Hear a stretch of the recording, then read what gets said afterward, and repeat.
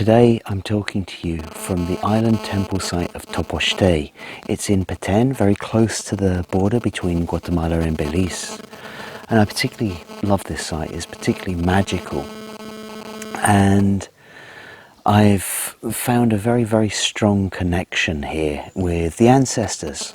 So I felt that today I want to talk to you about the Trecena of Kame, the Trecena of Kame, and this has a very strong connection with ancestors. So this seemed like an ideal place, time, and opportunity to make this little video. So Kame means death, and of course death is the process. Death and the world of the dead is where the ancestors dwell. So Kame has a very strong connection with our ancestors. But we also see Kame as a transformation process. So as we go through this transformation process, our soul moves up a level. And this transformation process happens at all points during our life. Now, during Kame, this is when we start facing things which help our soul to evolve. And so it can bring up some fears. Kame, the lords 1 Kame and 7 Kame, they're the lords of Xibalba.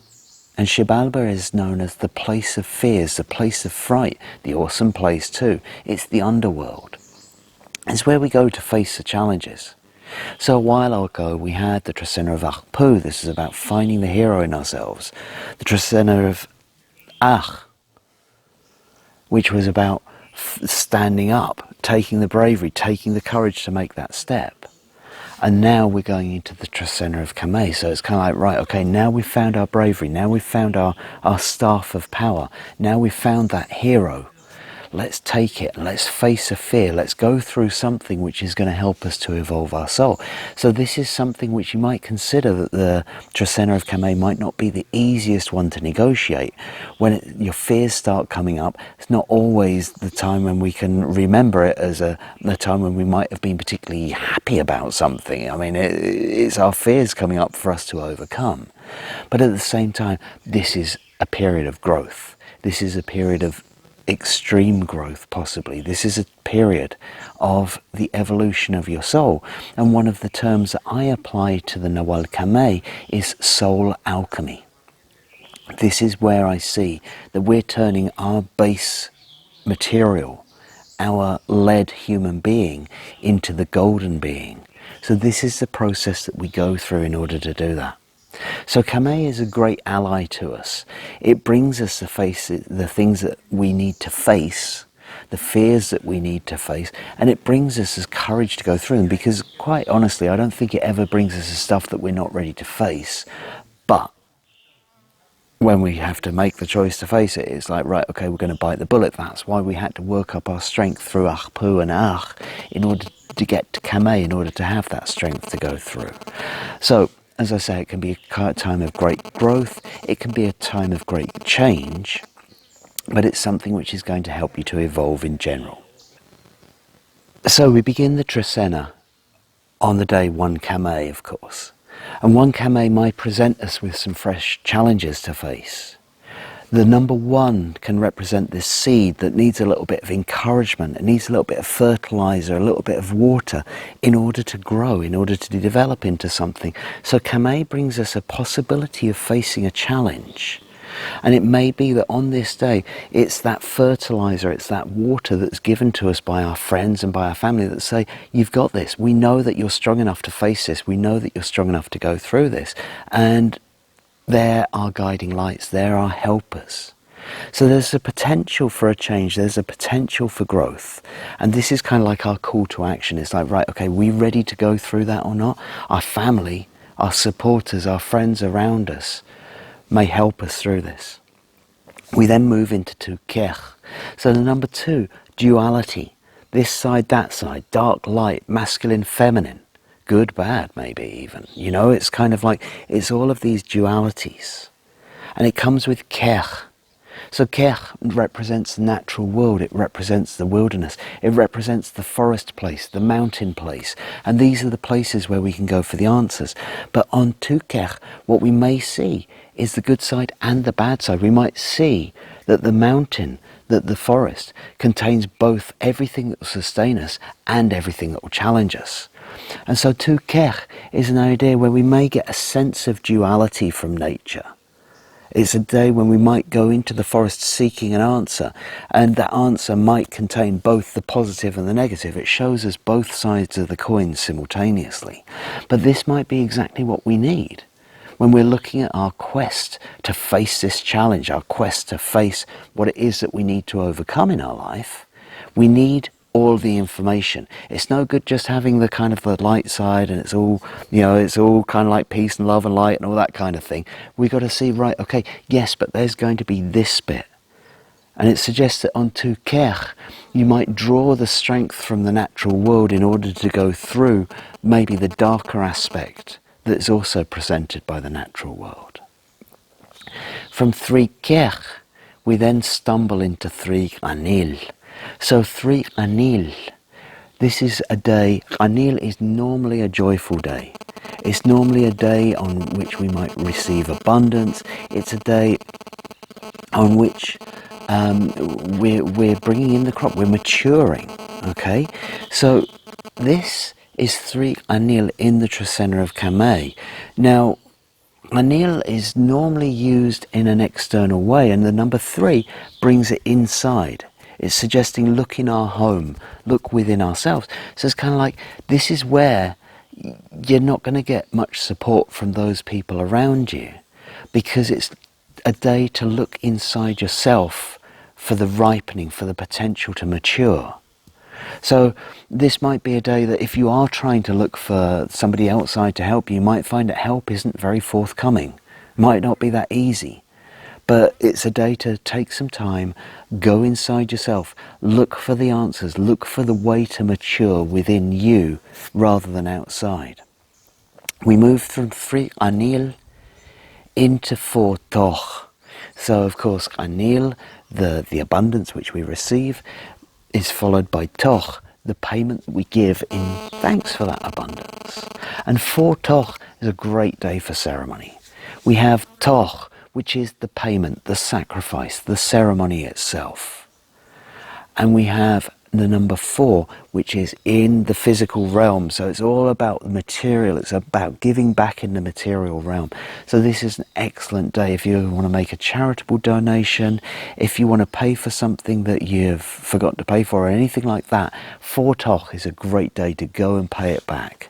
Even to the extent where, if you can physically help somebody on a 4 toch day, this is a brilliant way of kind of like paying back some of your karma, some of the stuff that you've received. After 4 toch, we're then going into 5 zi. So 5 zi, zi, faith, loyalty, justice, law. It's all of those things. It's also unconditional love. And the number 5 represents working on it. Okay? It doesn't represent it getting dropped in your lap. It doesn't represent that it's going to come easy. And you may even find that you really have to work hard. You really have to put the energy in to keep the faith on the 5Z day. It's not like it just kind of like everything goes according to plan, perhaps. And of course, in the Trecena of Kame, we might expect that things don't go according to plan, right? Because this is not what it's about. This is not like following the steady, easy path. This is taking the path less travelled. This is going somewhere a little bit different. And when we go somewhere a little bit different, it doesn't always happen the way we expect it to be. So we've got to work on our faith on a 5Z day in order to keep going. It's kind of like we summon up the strength, we summon up the faith, we summon up the thing that's going to take us forward. And so sometimes you might find that your faith is going to be tested on a day, your faith in your journey. Did I really want to take this, this whole journey, this whole thing of like facing my fears and this kind of thing? Am I really ready for it? Sometimes you might even find your guidance is tested. And you may need to put more energy into your guidance, more energy into following your guidance on a 5Z day. However, it then starts to come good. Then we're going into 6 bats.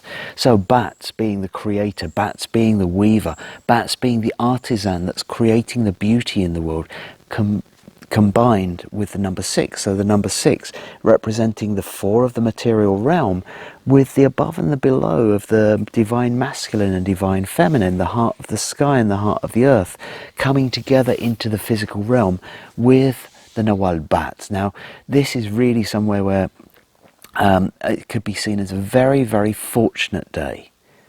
It could be a very, very useful day. And here within our journey, we can see of bringing it together. It's kind of like, not only are you creating with beauty on a bat's day, not only are you weaving your journey, but you're calling on heaven and earth to do so. So 6 bats is a fantastic day for putting your creativity to use. You might find like you are divinely inspired on that day. So if you have access to art materials, if you want to display your art in one way or another, if it's a day for writing, a day for poetry, a day for music, a day for dancing, it's a day to get out there and express your art in whichever way you choose. From 6 bats, we're then going to go into 7 Now, 7 is actually going to be the new day of the solar year. It's the first day of the solar year, Zero Nabe Mam, the arrival of the new Mam. So 7 is going to have 2 reasons to be important to us. The middle point of the Trecena, but also the new year that's coming in. So I'm going to do another video about the new year, but let's deal with 7 in as a day first.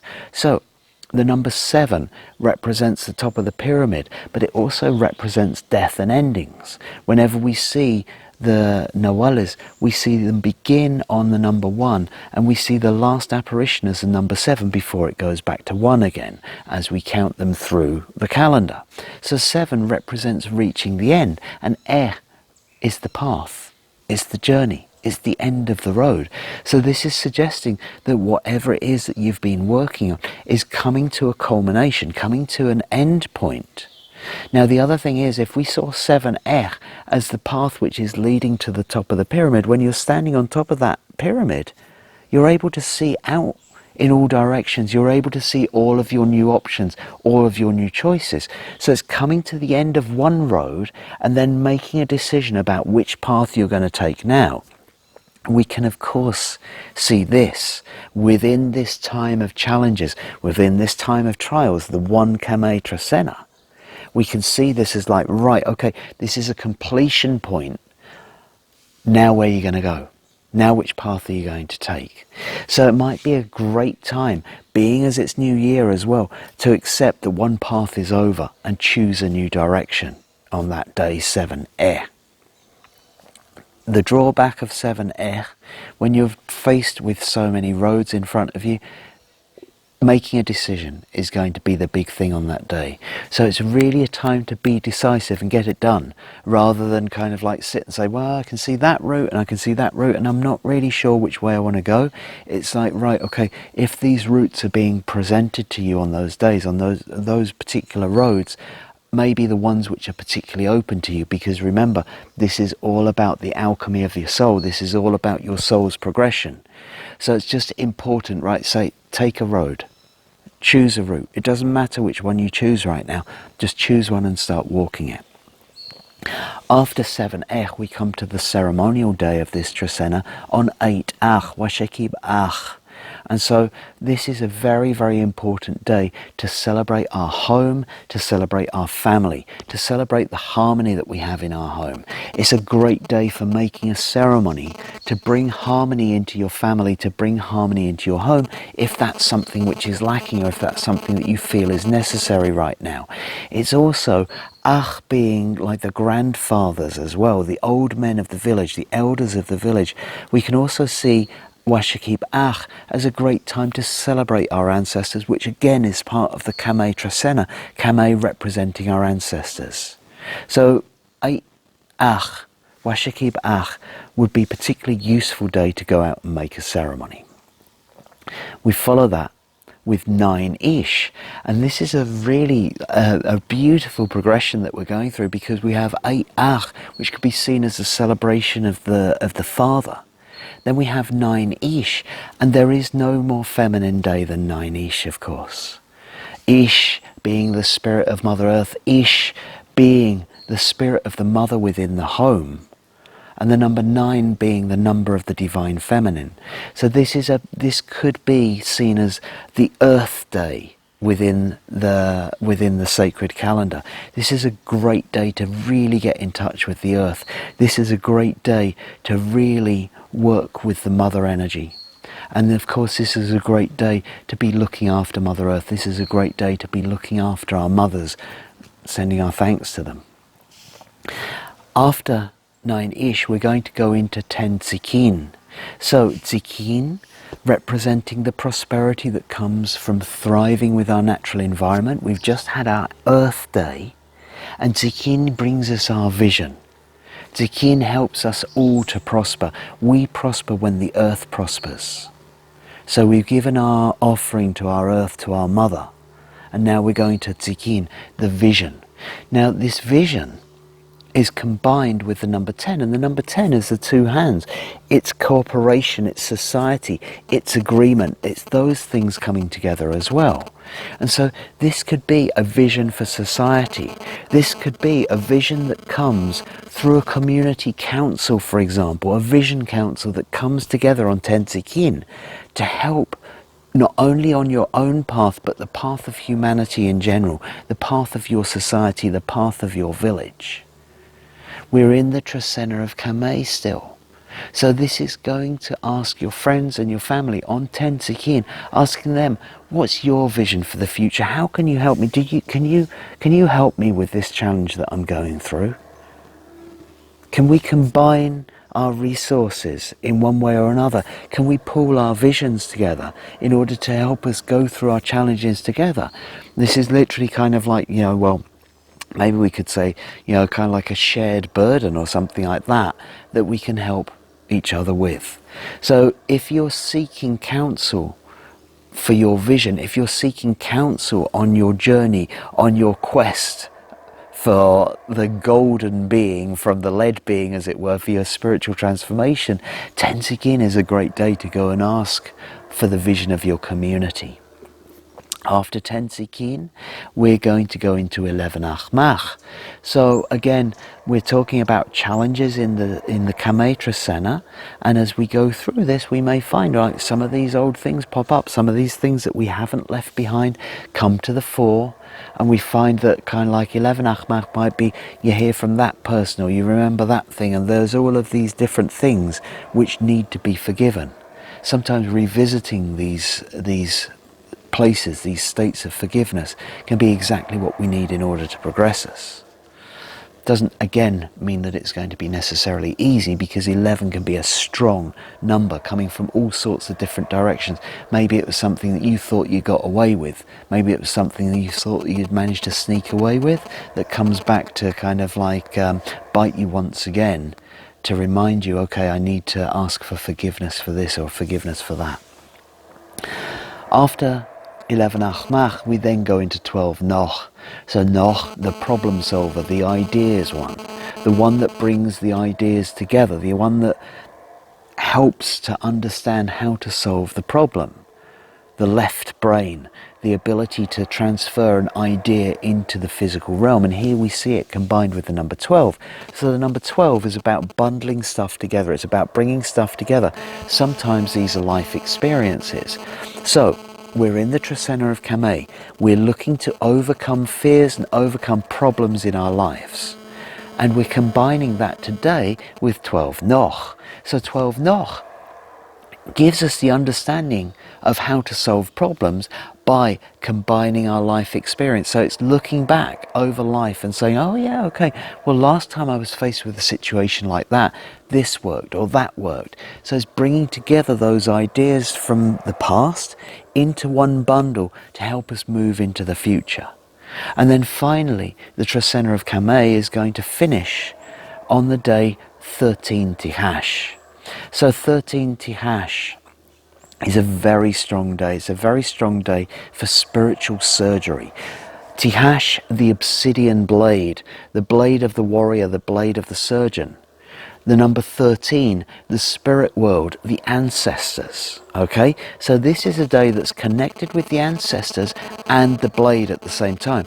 This is the day of the spiritual warrior. So we see that 1 Kame, that potential to transform, has taken us to bringing out the spiritual warrior of us, to go forward with that blade fearlessly, renewed in faith, in order to go forward and cut through whatever it is that is stopping us from moving forward. Now, the other aspect of it, of course, is healing, because Tihash is the healer as well as the warrior. So this is the healing that comes from the spirit world, the healing that comes from the ancestors.